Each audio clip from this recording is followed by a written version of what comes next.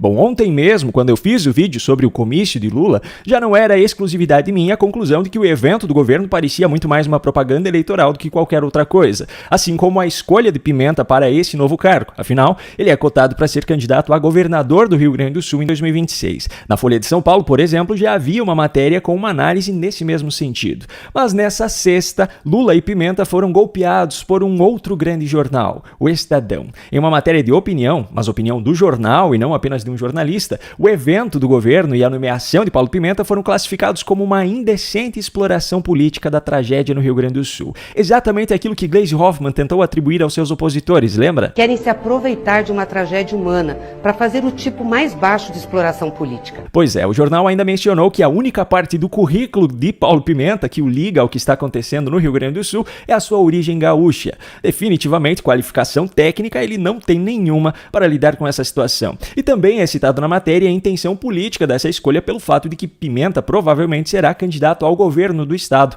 em 2026. Agora eu abro um parêntese aqui. O Estadão reconheceu a completa falta de qualificação de Paulo Pimenta para a função a qual ele foi designado. Mas na Globo News, Natuza Neri, a quem eu me recuso a chamar de jornalista, mostrou que não se importa com isso. Ela reconhece a intenção política da indicação, mas diz que a qualificação técnica é uma discussão vazia. Por que Lula indica Paulo Pimenta? Ah, é por causa da confiança? Acho que isso pesou um bocado. Ah, é por ser do Rio Grande do Sul? Pesou um bocado. Ah, é porque ele quer ser governador do Rio Grande do Sul?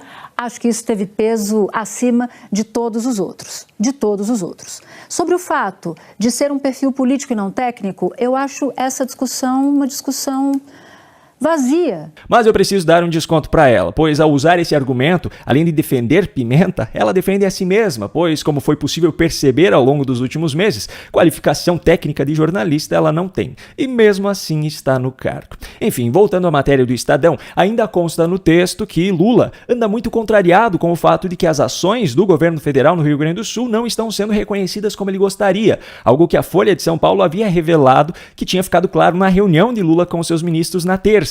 E ainda que Eduardo Leite, o governador do Rio Grande do Sul, só ficou sabendo que esse cargo de ministro extraordinário estava sendo criado e, consequentemente, que seria Paulo Pimenta que o ocuparia através da imprensa.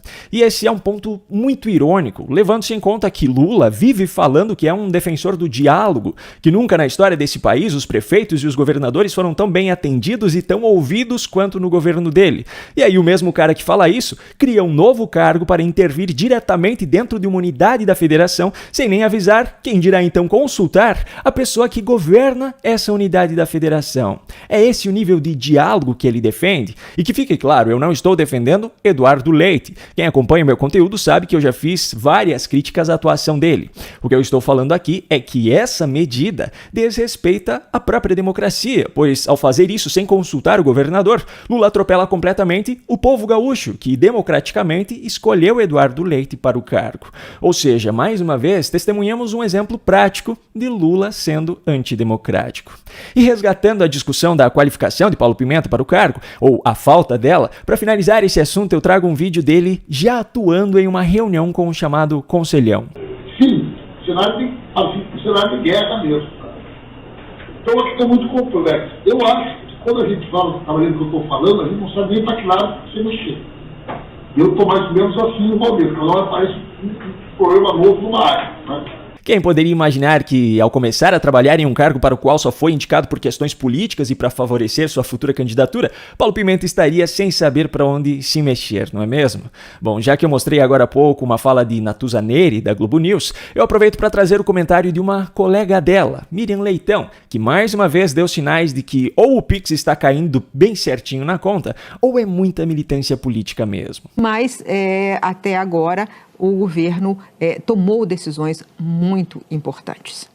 Porque ele fez o que o volume da presença do governo federal foi muito grande. Né? Não, são várias medidas. E as medidas vão continuar. Isso é um fluxo de medidas. Mas, assim, a presença do governo federal foi tão forte desde o primeiro momento que nem precisa dizer que tinha um outro governo que não fazia isso. Para que o puxa-saquismo fosse completo, só faltou ela dizer que a presença dos petistas foi tão forte que até Dilma Rousseff conseguiu liberar um valor de crédito para o Rio Grande do Sul através do NDB, o Banco do BRICS, que está hoje sob seu comando, como a própria Dilma e também Lula anunciaram. Só que, para a tristeza de Lula e Dilma, e imagino que também de Miriam Leitão e suas colegas, um jornalista do Estadão resgatou as informações de que esses valores de crédito, na verdade, foram aprovados entre 2020 e 2022, quando Bolsonaro ainda era presidente do Brasil e Marcos Trojo ainda era o presidente do NDB, o Banco do BRICS. A matéria traz inclusive prints do site do próprio NDB que comprovam essas aprovações bem anteriores à chegada de Dilma ao banco. Que feio, né, dona Dilma? Nem na presidência do Banco do BRICS não consegue deixar de lado esse jeitinho petista de distorcer os fatos da forma que lhe é mais conveniente. E ainda falando em Dilma, eu separei aqui uma outra matéria que me chamou a atenção, que é sobre o acervo de presentes pessoais que ela recebeu enquanto era presidente da República. A matéria relata que há a possibilidade de que muitos desses itens tenham sido danificados com a enchente no Rio Grande do Sul, pois estão em 4 containers em um galpão do MST, em uma área que foi inundada. A matéria também mostra que os itens recebidos por Lula nos 2 primeiros mandatos estão guardados no Sindicato dos Metalúrgicos do ABC, em São Paulo, e que os recebidos por Jair Bolsonaro estão, uma parte, guardados em uma propriedade de Nelson Piquet e alguns foram doados, como os livros que foram destinados à Biblioteca Nacional e também textos, discursos e cartas que foram para o Arquivo Nacional. Por que eu estou mostrando isso? Definitivamente não é por qualquer tipo de preocupação com os danos que possam ter sido causados ao acervo de Dilma, até porque, para ela, isso não fará nenhuma diferença. Eu estou citando isso porque eu fico pensando no valor que há ali, trancado há anos e que poderia estar tendo um melhor uso.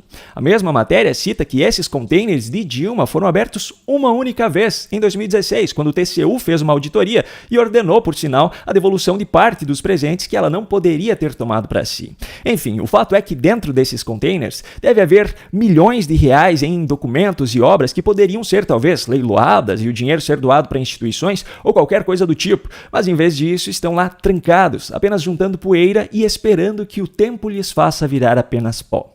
Bolsonaro doou parte desses itens que ele recebeu, como citou a matéria, mas ao meu ver poderia ter feito ainda mais, poderia ter doado tudo, ter feito leilão para doar o dinheiro arrecadado ou alguma coisa nesse sentido. Isso certamente faria toda a diferença na vida de algumas pessoas e certamente não faria falta para os ex-presidentes, pois se fizessem, não estariam guardados há tanto tempo nos locais em que estão. Você concorda? No canto da sua tela aparecerão agora recomendações de outros vídeos aqui do canal para que você os assista, caso ainda não tenha feito. Se você gostou desse conteúdo e quer receber os novos vídeos aqui do canal, se inscreva e ative o sininho de notificações. Essa é a única forma de garantir que o YouTube entregará a você esses novos conteúdos. Um grande abraço e até o próximo vídeo.